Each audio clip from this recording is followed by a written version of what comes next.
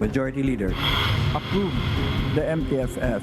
I think the Maharlika Investment Fund is not only supportive, it's not only compatible, but in fact has become necessary after it went through the DBCC deliberation, where it was seen to be part and parcel of the overall financial strategy of the Marcos administration. We are lagging in the socio-economic services among the Asian countries with respect to education, employment, healthcare, and human development.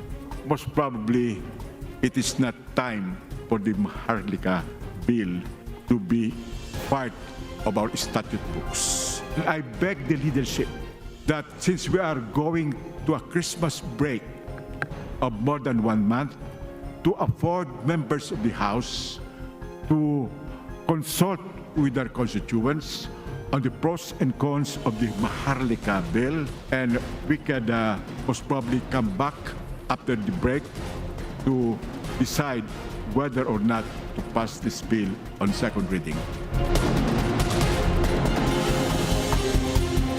From the nation's capital, all sides, all the time, I'm Robbie Alampay. And I'm Gretchen Ho. The big story tonight. Critics of the Maharlika Investment Fund continue to scrutinize the bill, particularly its significance to the country's economy. On the other hand, proponents of the bill are hopeful they can have the measure passed on crucial second reading before Christmas. Marian Enriquez with a report. Plenary debates on the Maharlika Investment Fund continued on Wednesday. This time around, Albay Representative Edsa Lagman questioned whether the bill is part of the government's medium-term fiscal framework. This framework serves as a blueprint for the Marcos administration in terms of managing the economy.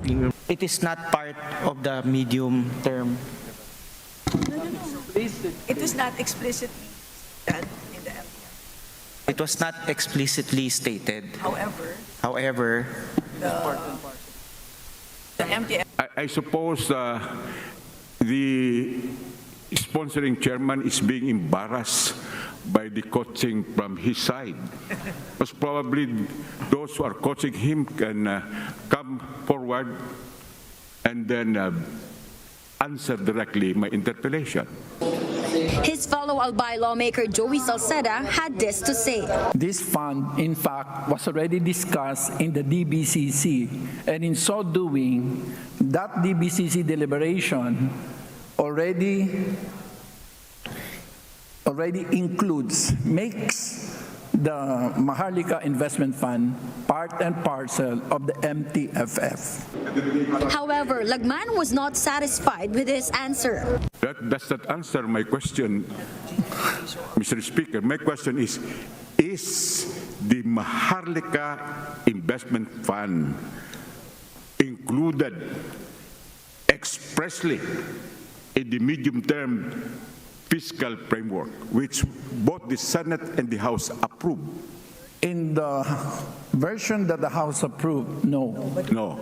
How about in the version approved by the Senate? No. No. Why is this so?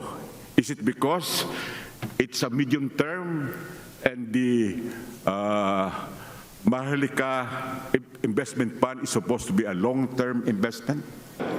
Lagman also argued that economic conditions at the moment are not ideal to come up with a sovereign wealth fund, unlike during the time of President Noynoy Aquino, where it was first proposed. Because of this, Lagman insists that it is not the right time to push for the Maharlika Investment Fund. While the Philippines, may I reiterate, has no surplus in revenues, in fact, we have a deficit. We have a surfeit, negative economic determinators. We are lagging in the socio-economic services among the Asian countries with respect to education, employment, healthcare, and human development. He also appealed to his fellow lawmakers to take the time this holiday to go over the bill. I beg the leadership that since we are going to a Christmas break of more than 1 month, to afford members of the House to consult with their constituents on the pros and cons of the Maharlika bill. Event during For now, interpellations on the measure have been suspended. Deliberations are expected to continue tomorrow. Proponents of the bill still hope to have it passed on second reading this week before adjourning for Christmas break.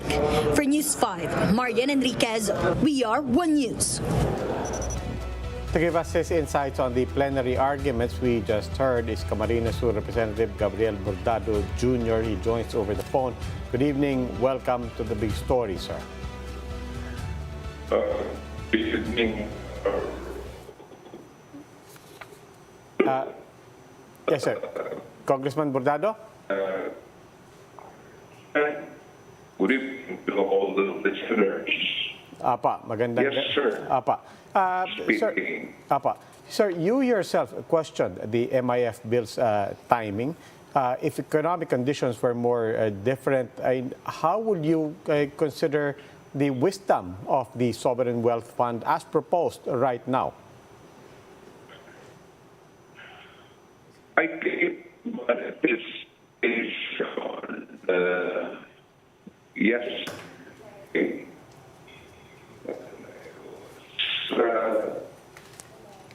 We seem to be getting technical problems in receiving Congressman Bordado's call. We'll try to bring him back on the show later on. We'll try to fix that. We do apologize.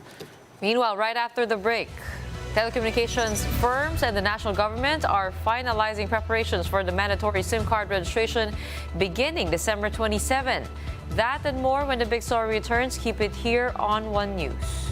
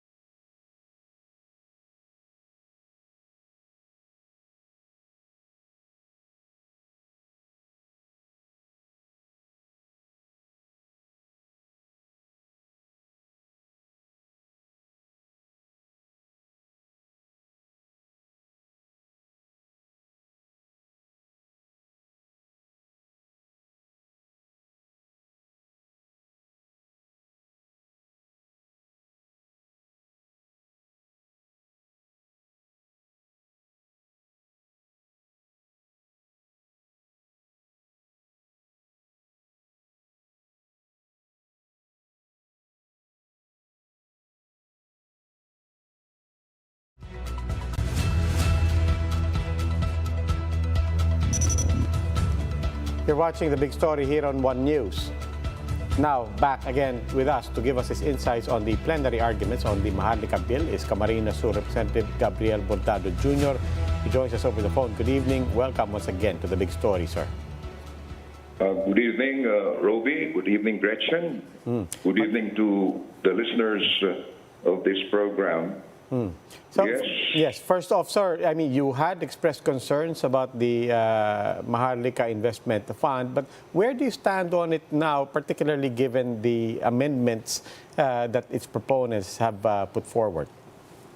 Yeah, actually, there had been a lot of versions of this bill, and I was actually listening to the interpellation being done by Congressman Edsel Lagman this afternoon. Actually, we virtually have the same stand on this issue. When I gave the manifestation yesterday, and I was listening to him, and he was also saying something about the timing. Our economy is really in bad shape because of the pandemic. The national debt stands at more than 13 trillion pesos, and we have trade deficits. So I don't think the situation merits this particular move to come up with the Maharlika Investment Fund. Well, on the issue of timing, there are those who say that this might be the perfect time to invest, given the markets are low, the markets are down, and also we have people in Congress saying that also this will be used for big-ticket government projects for the Marcos administration's medium to long-term plans. What are your thoughts on that? But the problem, Gretchen, is where shall we get the capitalization for this? According to the Santiago Principles, this was mentioned by the author, the sponsor of the bill yesterday. The Santiago Principles are the ones being followed by the existing sovereign wealth funds in the world in managing their respective entities. According to the Santiago Principles, sovereign wealth funds should consist of fiscal stabilization funds, savings funds, development funds, and pension reserve funds without explicit pension liabilities. And I was putting emphasis on without explicit pension liabilities because in the previous version, the Social Security System, or the SSS, and the Government Service Insurance System, or the GSIS, were included in the sources of the Maharlika Investment Fund. I was telling my colleagues, we cannot put the future of our pensioners in limbo, allocating billions of pesos of pension funds from both the SSS and the GSIS would have been too risky. And I lauded the authors of the bill for finally excluding the SSS and the GSIS from the sources of funds of the MIF. Yes, I mean, Congressman, but that's on the fiscal side. As you well know, there are two sides to the main concerns of people here, the fiscal side and then the governance side. There are amendments that have been accepted by the proponents. Key among them, the president no longer being the chairman for this, although it will remain to be the Secretary of Finance. I don't know where we stand with regards to exemptions on regulatory laws, particularly the GOCC law, standardization law, salary standardization law, and so on. I guess the question to you, sir, on the governance side, are there still red flags? Of course, there are a lot of red flags, but we are waiting. We are waiting for the final configuration of this particular bill. But in my manifestation, I did not specifically focus on these red flags. But in the interpellation of Congressman Ed Lagman this afternoon, I think he mentioned some red flags regarding the governance of that particular entity. But insofar as I am concerned, I was at the outset looking at the SSS and GSIS being considered as sources of funding, and I really could not accept that. And it's good that the authors of the bill finally came up with a decision to, well, exclude SSS and GSIS. But I do hope the governance thing will come in. And I was listening to what Congressman Ed Lagman was saying this afternoon. There could be some questions about the running of the entity in actual practice. Okay. Maraming salamat po, Congressman Gabriel Bordado ng Camarines Sur. In less than 2 weeks, Filipinos using cellular services will have to register their existing SIM cards. Let's find out more about the registration process in this report. Over 150 million mobile subscribers will soon be mandated to register their SIM card with their respective telecom operators. The SIM Card Registration Act will take effect on December 27. New SIM cards bought after this date will be in the activated mode, and users can only have them activated once they register. Subscribers, both old and new, must register their SIM cards within 180 days from the law's effective date. But the DICT says they may extend the registration period for another 120 days. Failure to register during the period will result in the activation of their SIM cards. The registration shall be accomplished electronically through a platform or website that the public telecommunications entities will establish. Government agencies and PTEs will also put up registration facilities in remote areas with limited data or internet access. For their part, the DICT and telcos said they are in the final stage of preparations for the SIM card registration. Speaking on Radyo 5, DICT Assistant Secretary Ana Mayo Lamentillo said telcos are already developing platforms to be used for SIM registration. We're still doing some revisions, pero rest assured, sir, na yung platform po ay ginagawa na before pa, and that we will be ready for the December 27 registration process. The SIM Card Registration Act was signed by President Bongbong Marcos in a bid to combat fraud and cybercrimes. NCT consultant Edgardo Cabarrios meanwhile said that telcos will be ready to handle lost or stolen SIM cards. Pagka nawala po o ninakaw, immediate po ang reporting niyan, no? Yeah. O, huwag na kayo magdalawang isip, i-report po kaagad kasi delikado po yan, no?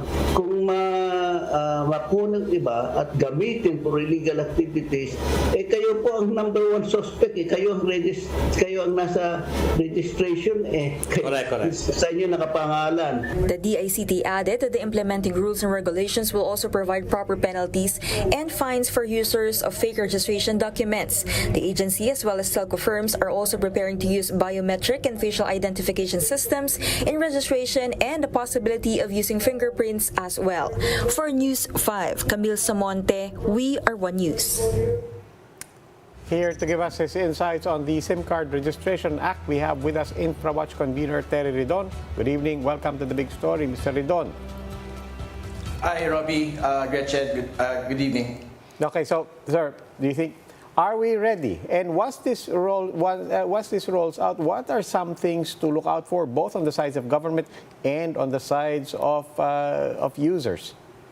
Well, I think the most important concern of the public on the new SIM card registration law is the efficiency of registration. I think government and telco should be able to work together to make sure that the user experience in undertaking and providing all of these details, providing all of the information to the telcos will be essentially seamless, no? Ibig sabihin, dapat hindi talaga magsayang ng oras yung mga tao para lang mag-rehisto ng kanila pong SIM card. So, I think that is the first, no? Yes. And secondly, I think it's very important for telcos and government to be able to really safeguard the confidentiality of information that is being required to be submitted by the public. No?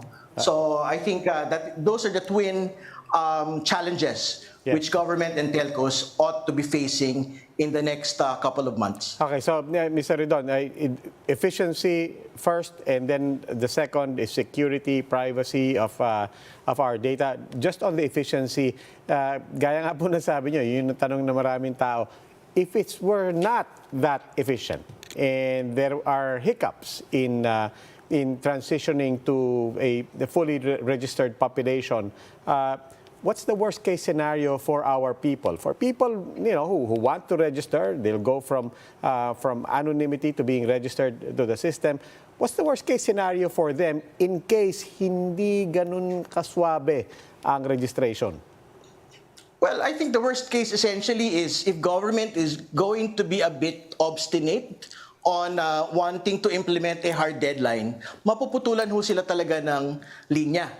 And yung connection ho nila doon sa kanila pong SIM card. Pero I think government ought to clarify on whether or not the 6 months and 4 months extension that is in the IRR will actually be hard deadlines, or whether or not the DICT will syempre look at it in the manner of implementation on whether or not in the first few months nagkaroon ng problema, in the middle of implementation para medyo umayos na. Ibig sabihin, parang let's not do how we have been doing it before, na parang hindi, may deadline eh. Sundin natin deadline. Hindi ho ganun yung dapat. Kasi we are talking, I think, about millions upon millions of subscribers to various telcos, and this is something that we haven't seen before. So I think we have to cut the public some slack, we have to cut the telco some slack, but the clarity needs to come from government on how this will be implemented on a day-to-day, month-to-month, up until the end of implementation. Hey, speaking of millions and millions of subscribers, the telco operators will be in charge of that database. Do you feel confident having that large of a data in their hands? Well, I think during the deliberations on previous SIM card registration bills and up until today, that has always been the question on whether or not we are creating a new database that can in fact be breached, no? So yan ho yung lagi ho nating sinasabi, and well, unfortunately, the law is giving penalties, no? On firstly, yung they call it an intentional breach, or secondly, yung negligent breach, no? So talagang there is a great obligation on the shoulders of telcos to really make sure that there is no breach in confidentiality on the information of users. Just one quick question, Mr. Ridon, on securing that database. Who's holding on to that, and who is ultimately accountable for the security of that database? Is it the telcos or is it government? Well, it is the telcos. That is how the law has been phrased. It provides penalties to telcos for intentional breach and the negligent breach, no? So, and I think the question there is, ano naman yung gagawin natin sa gobyerno? Minsan kasi parang ang dami lang inuutos, pero yung telcos talaga yung magpapasan. In fact, even the public, pagka halimbawa, pinahiram nila sa ibang tao yung SIM card nila, may parusa eh. Hindi ba? Pero paano yung mga failure of obligations ng gobyerno in implementing, for example, yung SIM card registration law, wala akong masyadong binanggit yung IRR. Okay, maraming salamat po. InfraWatch convener Terry Ridon. And we will have more stories after the break. Keep it here on One News.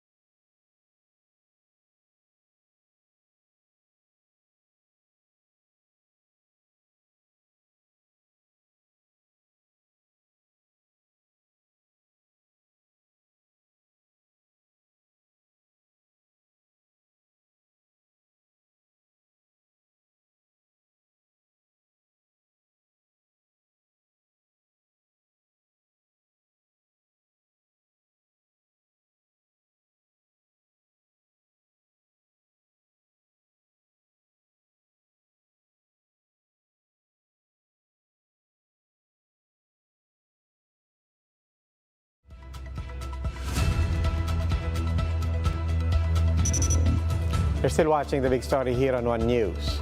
President Bongbong Marcos is meeting with several European leaders, including Belgium's King Philip. Marisol Halili with the story. President Bongbong Marcos attended back-to-back engagements in Belgium. During his meeting with European maritime officials and stakeholders, Marcos Jr. ordered the creation of an advisory council for concerns of Filipino seafarers. The European Maritime Safety Agency earlier flagged lack of training and other issues. I thank you once again for your continuing interest in the Philippines, and I know I can feel very much that you support, in fact, the seafaring industry in the Philippines. The president also took part at the C-suite luncheon for the 10th ASEAN-EU Business Summit, but he was visibly unwell when he delivered his remarks. I would also like at this point to apologize for my voice, but you must understand that the temperature differential from 35 degrees to -3 is a big jump for this old body. Marcos Jr. failed to face the media and was represented by House Speaker Martin Romualdez instead. He's got a cold. Napaus lang yata siya. He has a cold. Yeah, I think, it's just a common cold right now that I see. But I told him to. I told him to rest. Prior to that, the president was able to hold several bilateral meetings with his fellow leaders. These include Belgium's King Philip and European Council President Charles Michel. On his last day in Brussels, Marcos Jr. is expected to deliver a speech at the ASEAN-EU Commemorative Summit. He is set to return home to the Philippines by Thursday evening. For News 5, Marisol Halili, we are One News. Before 2022 ends, let's take some time to revisit the biggest stories and top headlines of the year. That through One News Year-End Special, Arat 2023 na, narrated by seasoned actor Ronaldo Valdez. Let's watch this. Ako po si Ronaldo Valdez. Samahan niyo ko as we look back at this year's top stories. Si Ferdinand Romualdez Marcos Jr. ay taimtim na nanunumpa. DOH detects the first confirmed case of monkeypox. Former Executive Secretary Victor Rodriguez exited the administration. Na si Bong Navarro matapos si paaresto ng... Kaya naman sa pamamaril ang veteranong broadcaster na si Percy Lapid. Category 5 when it hit land, sending waves. Susan Roses, she passed away on Friday. The peso hit another all-time low against the U.S. dollar. The Pinay weightlifting champion bagged 3 golds for the snatch, clean and jerk. No, Amores wanting to go after a fan. Saka naman nagmamahal ang panggisang sibuyas. Arat! 2023 na. Let's go! Arat 2023 na! A year-end report mapanood sa December 17, Sabado, alas 7 ng gabi, dito sa 1PH.